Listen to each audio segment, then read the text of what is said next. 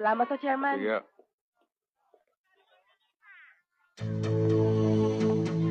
Chairman Kayabyab, Kapitana, naligaw kayo. hindi ako naligaw. Ikaw ang sinadya ko rito.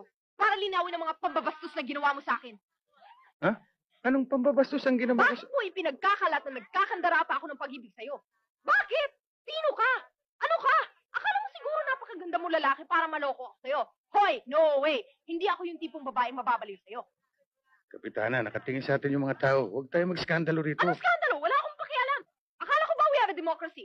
I can say whatever I want, wherever I please, kahit saan. May reklamo? Akala mo siguro hindi makakarating sa akin, ano? Ganyan kayong mga lalaki. Pag nako-corner, para kayong mga hamong tupa, bumabaligtad.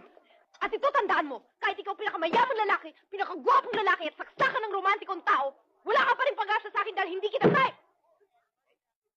Aba, teka, ang sinabi ko lang, maalat yung adobong linuto mo. Eh di binastos mo rin ako. Ano? Ano? Wala ka palang binatbat?